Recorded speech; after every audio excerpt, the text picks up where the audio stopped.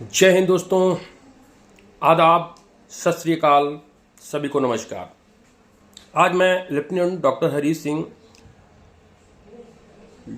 Personality development का चौथा series लेकर के आया हूँ। मैंने सीरीज नंबर 1 को 25 क्वेश्चंस बताए, सीरीज नंबर 2 का 25 क्वेश्चन बताया, पार्ट नंबर 3 का 25 क्वेश्चन है, पार्ट नंबर 4 का भी 25 क्वेश्चन है। टोटल 100 क्वेश्चंस का मैंने आप लोगों को सीरीज 4 पार्टों में पर्सनालिटी डेवलपमेंट का दिया। सो कैडेट्स, इसको आप अच्छे से पढ़ लेना है, एक बार रिवीजन कर लेना है। और भी कुछ खास जो क्वेश्चंस हैं मैं उसको बताऊंगा आपको 27, 28, 29 3 दिन दो उसका जो है मैं आपको जो है पढ़ाऊंगा 2 घंटे एक मैराथन टाइप में। आप अच्छा गेन करके आएंगे। 30 मार्च को जब आप जाएंगे तो बड़ा कॉन्फिडेंस आपको रहेगा और कॉन्फिडेंस में रहिएगा और जा करके 350 प्लस नंबर लेकर के आप आइएगा। 175 में से 100-150 क्वेश्चंस आप करके वहां से आएंगे, ये मेरा दावा। हालांकि कोई निगेटिव मार्किंग नहीं है, सारे क्वेश्चंस आप कर सकते हैं। 175 OMR सीट पर फिलअप करना है। तो सो कैडेट्स, आपको घबराने की जरूरत नहीं है, बल्कि आपको सारे क्वेश्चंस अटेम्प्ट करने हैं। थोड़ा सा भागना नहीं, 3 घंटे का पूरा समय होता है। माइंड को आपको थोड़ा सा सेट करके सारे क्वेश्चन को तरतीब वाइज पढ़ने के बाद आपको उसको टिक करना है। तो सो कैडेट्स, तैयार हो जाइए। आइए हम लोग चलते हैं पार्ट 4 पे, पर्सनालिटी डेवलपमेंट की। देखिए क्वेश्चन नंबर 1 यहाँ पर स्क्रीन पर शो कर रहा है। क्वेश्चन नंबर 1, तनाव का मुख्य कारण क्या है? तो यहाँ पर है पर्याप्त नींद लेना, समय प्रबंधन की कमी, अच्छा खान पान, व्यायाम करना। तो यहाँ कैडेट्स जो पर्याप्त तनाव का मुख्य कारण होता है समय प्रबंधन की कमी। अगर हम किसी काम को समय पर नहीं किए तो हमको दिक्कतें आती हैं। लास्ट में फिर हमारे पास बहुत सारे काम हो जाते हैं तो हमको स्ट्रेस हो जाता है, तनाव हो जाता है। तो हम यहाँ बी ऑप्शन को ऐसे नीला करेंगे। अगला कैडेट जो है कि तनाव को कम करने के लिए सबसे प्रभावी उपाय क्या है? तनाव को कम करने के लिए सबसे प्रभावी उपाय की बात यहाँ पर की गई है कि तनाव कैसे कम होगा, इसके प्रभावी उपाय क्या है।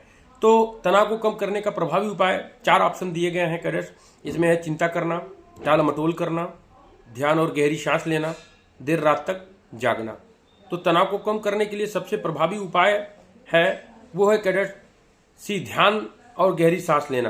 ध्यान और गहरी सांस लेना, ये आपका हो जाएगा। तो मैं आपको हाईलाइट कर दे रहा हूँ, जो ऑप्शन सही है उसको मैं हाईलाइट कर दे रहा हूँ, तो आप उसी को उत्तर को सही आप समझिएगा। अगला क्वेश्चन है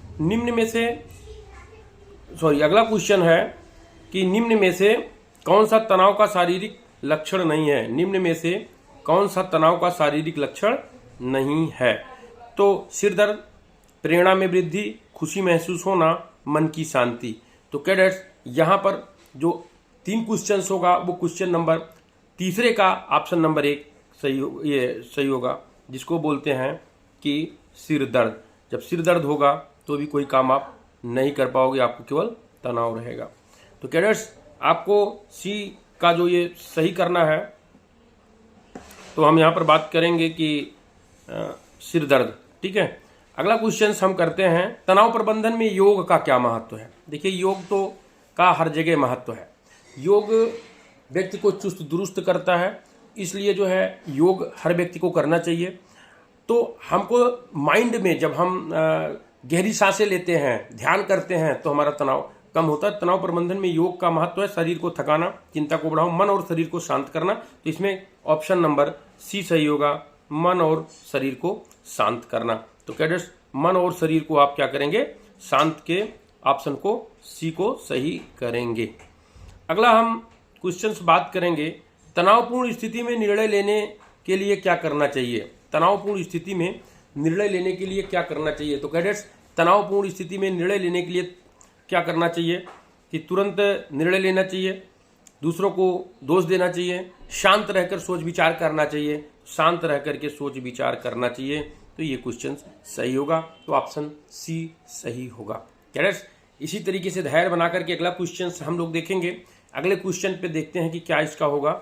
अगला 6 नंबर का क्वेश्चन है, लंबे समय तक बना रहने वाला तनाव क्या कहलाता है? लंबे समय तक बना रहने वाला तनाव क्या कहलाता है? क्षणिक तनाव, पुराना तनाव, या जो है आपका कह सकते हैं कि हानिकारक तनाव और मनोवैज्ञानिक तनाव। इसमें कैडेट्स आपका जो होगा वो होगा पुराना तनाव, जिसको क्रोनिक स्ट्रेस बोलते हैं, क्रोनिक स्ट्रेस कैडेट्स बोलते हैं। नेक्स्ट है तनाव कम करने के लिए उपयोगी आदत कौन सी हैं। तो इसमें कैडेट्स दिया गया है कि नकारात्मक सोच, नियमित व्यायाम, दूसरों से झगड़ा करना, देर रात तक मोबाइल चलाना। तो इसमें कैडेट्स होगा आपका नियमित व्यायाम करना। तो ऑप्शन नंबर बी सही होगा। कैडेट्स अगला क्वेश्चन पे हम बात करें कि 8वें नंबर के क्वेश्चन पे नैतिकता का मुख्य उद्देश्य क्या है। कैडेट्स नैतिकता का मुख्य उद्देश्य क्या होता है। धन अर्जित करना, सही और गलत में अंतर बताना, मनोरंजन प्रदान करना, तकनीकी ज्ञान बढ़ाना। तो कैडेट्स इसमें होगा तकनीकी ज्ञान बढ़ाना। तकनीकी ज्ञान, सही और गलत में अंतर बताना। 8वां अगर हम बात करें यहाँ पर 8 का बी, सही और गलत में अंतर करना, यानी नैतिकता इथिक्स की बारे में हम यहाँ पर चर्चा कर रहे हैं। अगला क्वेश्चन है क्वेश्चन नंबर 9, निम्न में से कौन सी मूल्य वैल्यू का उदाहरण है। कौन सा मूल्य वैल्यू का उदाहरण है, यानी मूल्य को अंग्रेजी में वैल्यू बोलते हैं। तो कौन सी मूल्य का उदाहरण है। झूठ बोलना, समय की पाबंदी, धोखा देना, स्वार्थी होना। तो इसमें जो ऑप्शन 4 दिए गए हैं, चारों ऑप्शन को आप ध्यान से पढ़ेंगे तो अपने आप इसके उत्तर आपको समझ में आएंगे। तो इसमें है बी, समय की पाबंदी। समय की पाबंदी, इसमें ऑप्शन नंबर बी सही होगा। तो कैडेट्स आपको ध्यान देना है, घबराना नहीं है। क्वेश्चन को जिस हिसाब से मैं बता रहा हूं उसी तरीके से आपको एग्जामिनेशन रूम में देखना है, पढ़ना है, सारों ऑप्शन को समझना है, अपने आप उससे उत्तर आपको मिल जाएगा। जरा सा धैर्य आपको खोने की जरूरत नहीं है। कैडेट्स 10वां क्वेश्चन हम बात करेंगे, ध्यान से इसको देखिएगा, थोड़ा बड़ा क्वेश्चन है कि व्यक्तिगत मूल्यों का उदाहरण क्या हो सकता है। व्यक्तिगत मूल्यों का उदाहरण क्या हो सकता है। सरकार द्वारा लागू कानून, स्कूल का अनुशासन, ईमानदारी, न्यायालय का आदेश। तो इसमें होगा ईमानदारी। तो कैडेट्स हम ईमानदारी ऑप्शन नंबर सी को यहाँ पर क्वेश्चन को सही टिक करेंगे। अगला क्वेश्चन है 11 नंबर क्वेश्चन। जब हम बात करें 11 नंबर क्वेश्चन में कैडेट्स हम बात करेंगे कि नैतिक दुविधा का अर्थ क्या है। मोरल डिलेमा, मोरल डिलेमा को क्या कहते हैं। तो नैतिक दुविधा, परीक्षा में असफल होना, किसी समस्या को हल करना, 2 नैतिक विकल्पों में सही विकल्प को चुनना, यात्रा पर जाना। तो नैतिक दुविधा यानी जब हमको कोई दुविधा हो जाती है तो हमको क्या करना होता है, इसके बारे में यहाँ क्वेश्चन आपसे पूछा जा रहा है। तो नैतिक विकल्पों में सही चुनना, अर्थात जब कई विकल्प हों उसमें सही विकल्प का चुनाव करना ही हमारे लिए अच्छा होता है। कैडेट्स तो इसमें होगा कि 2 नैतिक विकल्पों में सही विकल्प का चुनाव हम कैसे करेंगे, सही विकल्प हम कैसे चुनेंगे। कैडेट्स ये 11 क्वेश्चन अभी तक हो गए हैं। आगे भी हम आपको क्वेश्चन ले चलते हैं 12 नंबर क्वेश्चन पे। 12 नंबर क्वेश्चन है कि अन्य के प्रति करुणा किस प्रकार का मूल्य है। किसी के प्रति जब हम करुणा करते हैं, दया भाव करते हैं, तो किस प्रकार का मूल्य वो माना जाता है कि अन्य के प्रति किस प्रकार का मूल्य वो है। तो यहाँ पर होगा भौतिक मूल्य, आत्मिक मूल्य, सामाजिक मूल्य, आर्थिक मूल्य। ये 4 मूल्य दिए गए हैं। तो कैडेट्स इसको आप बताएंगे कि भौतिक मूल्य किया जाए, आत्मिक मूल्य किया जाए, सामाजिक मूल्य किया जाए या आपका आर्थिक मूल्य किया जाए। इसको आप लोग क्या करेंगे, बताएंगे। तो आइए हम यहाँ पर करते हैं कि भौतिक मूल्य, भौतिक मूल्य तो नहीं होगा, भौतिक मूल्य तो नहीं होगा, ठीक है, सॉरी यहाँ पे हाँ, तो ये तो नहीं होगा, क्रॉस। सामाजिक मूल्य ये भी नहीं होगा, आर्थिक मूल्य ये भी नहीं होगा। कैडेट अन्य के प्रति करुणा की हम अगर बात करें तो वो होगा आत्मिक मूल्य। क्या होगा, आत्मिक, क्योंकि हम आत्मा से उसके प्रति क्या करते हैं कि करुणा करते हैं, दया भाव रखते हैं। तो यहाँ पर ये तीनों ऑप्शन नहीं होंगे, केवल बी ऑप्शन यहाँ पर सही होगा। तो आइए कैडेट्स हम चलते हैं इसको कि इस पे जो है इसको नीला कर देते हैं, आत्मिक मूल्य। Very good. अगला क्वेश्चन है जीवनी ऐतिहासिक कहानियां आज किसके उदाहरण हैं। जीवनी है, कहानियां हैं और ऐतिहासिक, इसके उदाहरण जीवनी ऐतिहासिक कहानियों को उदाहरण क्या है। कल्पनाशील निबंध, हम कल्पनाशील निबंध करें, कथा निबंध करें, हम जो है वर्णनात्मक निबंध लिखें, एक्सपोजिटिव निबंध लिखें। तो कल्पनाशील, ये सारी चीजें क्या हैं, कल्पना के अंतर्गत आती हैं। क्या आती हैं, ये कल्पना के अंतर्गत आती हैं। तो ये ऑप्शन नंबर ए इसका सही होगा। तो कैडेट्स ऑप्शन नंबर ए को हम लोग जो है टिक करेंगे। अगला क्वेश्चन थोड़ा बड़ा है, तो आप लोग पढ़ेंगे कि लक्ष्यों की प्राप्ति के लिए स्वयं को शामिल करने तथा दूसरों को प्रभावित करने की प्रक्रिया क्या कहलाती है। देखिए ध्यान दीजिए, लक्ष्यों की प्राप्ति के लिए स्वयं को शामिल करने तथा दूसरों को प्रभावित करने की प्रक्रिया क्या कहलाती है। थोड़ा बड़ा कर दे रहे हैं स्क्रीन पे। नेतृत्व कहलाती है, तानाशाही कहलाती है, खेल भावना, निरंकुशता। देखिए एक बार और क्वेश्चन पढ़िए। लक्ष्यों की प्राप्ति के लिए स्वयं को शामिल करने तथा दूसरों को प्रभावित करने की प्रक्रिया क्या कहलाती है। देखिए स्वयं, फिर से एक बार देख लीजिए कि लक्ष्यों की प्राप्ति के लिए स्वयं को शामिल करने तथा दूसरों को प्रभावित करने की प्रक्रिया क्या कहलाती है। तो नंबर 1 है नेतृत्व, नंबर 2 है तानाशाही, नंबर 3 खेल भावना, नंबर 4 निरंकुशता। तो कैडेट्स यहां पर 14 का जो ऑप्शन होगा वो होगा नेतृत्व। तो हम लोग किस पे टिक करेंगे, आइए देखिए, हम लोग नेतृत्व पर टिक करेंगे। नेतृत्व होगा और नेतृत्व हम लोग जो है टिक करके आगे बढ़ते हैं। अगला है हमारे दिवंगत फील्ड मार्शल सैम मानेकशॉ। हमारे दिवंगत फील्ड मार्शल सैम मानेकशॉ, देखिए यहां पर है ना कि फील्ड मार्शल हैं सैम मानेकशॉ जी के अनुसार एक नेता में सबसे बुनियादी गुण कौन सा होना चाहिए। व्यावसायिक ज्ञान होना चाहिए, अहंकार होना चाहिए, अपुष्ट शालीनता क्या होना चाहिए। तो ये कैडेट्स आप ध्यान से पढ़ेंगे तो अपने आप इसका उत्तर आपको प्राप्त हो जाएगा। तो इसका होगा एक नेता का बुनियादी गुण उसको शालीन होना चाहिए। मानेकशॉ साहब कहते थे कि व्यक्ति को शालीन होने की जरूरत है, व्यक्ति को शालीन रहना चाहिए, शांत रहना चाहिए, बहुत तेजी से एक्साइट नहीं करना चाहिए, और ऐसा व्यक्तित्व तो हमेशा बहुत आगे जाता है। मानेकशॉ बहुत आगे गए थे और एक इतिहास उन्होंने कायम किया था। तो यहां पर जो क्वेश्चंस का आंसर होगा वो होगा कैडेट शालीनता। क्या होगा, शालीनता। तो आगे हम लोग बढ़ते हैं। सीवी का क्या मतलब है। सीवी यहां पर हम करेंगे पाठचर्या विटामिन, परिचय पत्र जीवन, परिपत्र जीवन, सर्कुलर विटामिन, बायोडाटा।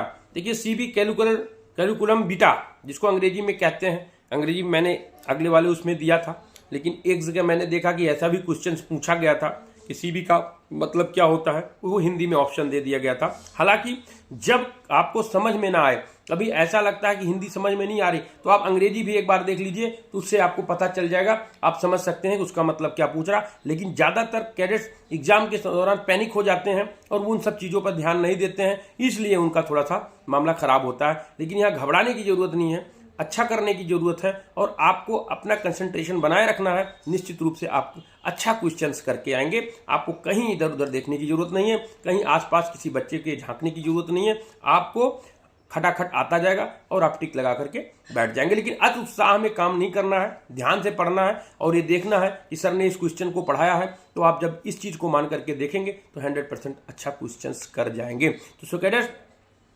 जो है कि सीबी का मतलब क्या है, 4 ऑप्शन है, पाठचर्या विटामिन, परिचय पत्र जीवन, सर्कुलर विटामिन, बायोडाटा। तो यहां पर हम बात करेंगे बायोडाटा। क्या होगा, यहां ऑप्शन नंबर डी होगा। ऑप्शन नंबर डी को हम लोग टिक करेंगे और जो है टिक करके हम लोग आगे बढ़ेंगे। ठीक है,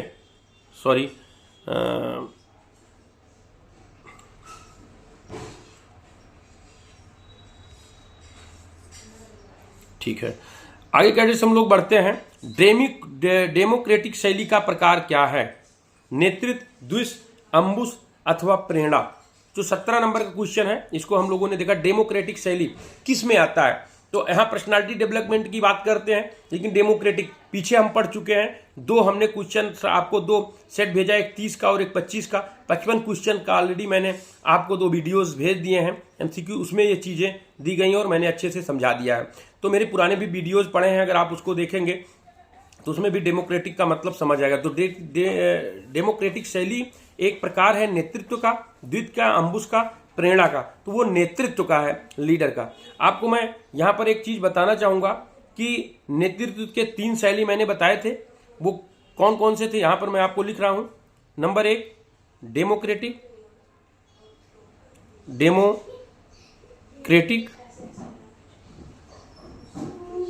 थोड़ा सा राइटिंग वो है तो ध्यान देना है। 2 ऑटोक्रेटिक, देखिए आप लोग भी ध्यान दे सकते हैं, बताते चलिए क्वेश्चन अगर आपको जो समझ में आ रहा हो। ऑटोक्रेटिक ये 2 हो गया। तीसरा अगर हम बात करें, तीसरा तो ऑटोक्रेटिक के बाद यहां पर हो गया है थर्ड होगा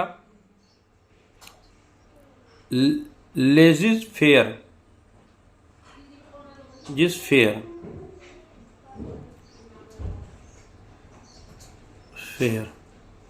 ऑटोक्रेटिक, ये 3 यहां पर हम आपको देंगे।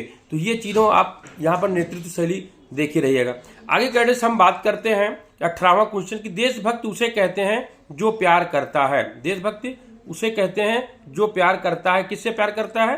देशभक्त उसे जो देश से प्यार करता है, व्यंजन से प्यार करता है, समाज से प्यार करता है या अपने संस्कृति से प्यार करता है। वास्तव में देशभक्ति उसे कहते हैं जो देश से प्यार करता है, जो देश से प्यार करता है। अगला क्वेश्चन है मनोवृत्ति के सही प्रकार कौन से हैं? मनोवृत्ति के सही प्रकार कौन से हैं?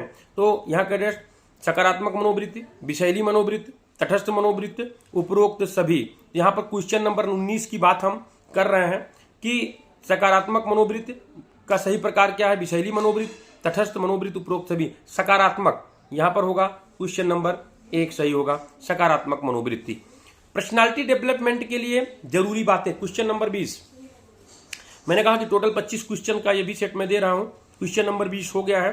क्वेश्चन नंबर 20 है कि पर्सनालिटी डेवलपमेंट के लिए जरूरी बातें क्या हैं? अच्छी शिक्षा, कम्युनिकेशन स्किल, जागरूक व्यक्तित्व, उपरोक्त सभी। तो यहां पर हम 20 नंबर क्वेश्चंस कर रहे हैं। Option A, option B, option C अथवा ऑप्शन डी। तो वास्तव में पर्सनालिटी डेवलपमेंट के लिए जरूरी बातें तीनों हैं, इसलिए हम यहां पर उपरोक्त सभी की बात करेंगे।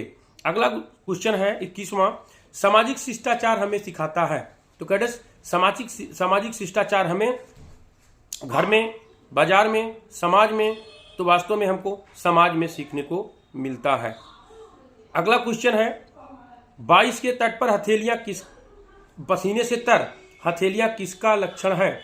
जो ये पसीने से तर हथेलियां हैं वो किसका लक्षण है? तनाव का, मोराल का, धर्म का, इनमें से कोई नहीं, वास्तव में तनाव का है। अगला क्वेश्चन है 23वां की अगर हम बात करें, प्रभावी नेतृत्व के सिद्धांत क्या हैं? तो प्रभावी नेतृत्व के सिद्धांत जो हैं वो है हमारा 23वें नंबर की बात करें डी, तो अर्थात उपरोक्त सभी, निर्णायकता, निर्भरता, पहल, उपरोक्त सभी। प्रभावी नेतृत्व के जो सिद्धांत हैं वो हमारे तीनों हैं, निर्णायकता भी है, निर्भरता है, पहल है। और हम बात करेंगे एक आदर्श नागरिक के गुण क्या हैं? कैडेट्स ये 24वां क्वेश्चन है। आदर्श नागरिक के गुण क्या हैं? वृद्ध, आत्मसम्मान, जागरूकता, उपरोक्त सभी। वृद्ध, आत्मसम्मान, जागरूकता, उपरोक्त सभी। तो ये भी कैडेट्स होगा उपरोक्त सभी। एक आदर्श नागरिक के बहुत सारे ये गुण हैं। अब आता है 25वां क्वेश्चन, प्रथमाक्षर आईक्यू का क्या अर्थ है? शिक्षा में निवेश, बुद्धि भागफल, खुफिया सवाल, बुद्धिलब्ध। तो वास्तव में ध्यान दीजिए तो आपको इसमें समझ में आ जाएगा कि प्रथमाक्षर आईक्यू का अर्थ है बुद्धिलब्ध। ठीक है, बोलते हैं ना कि आईक्यू क्या है, ठीक है, तो इसको बुद्धिलब्ध। क्वेश्चन नंबर आपका 25 का ऑप्शन नंबर डी सही होगा। तो कैडेट्स आप यहां पर हमारे 25 क्वेश्चंस खत्म हुए और हम आपको धन्यवाद देते हैं इस क्वेश्चंस को देखने के लिए, सीरीज को देखने के लिए। कैडेट्स मैं 27, 28, 29 मैराथन चलाऊंगा, जिसमें शुरू से लेकर के अंतिम तक सारे क्वेश्चंस को बताऊंगा। आप सारे लोग इस वीडियोस को एक बार ऑनलाइन देखिएगा, फिर उसके बाद एक बार शाम को देख लीजिएगा, दोबारा पढ़ने की जरूरत नहीं है। सो कैडेट्स लाइक और सब्सक्राइब करते रहिए वीडियो में और हम में इसी तरीके से प्यार बनाए रहिए। जय हिंद।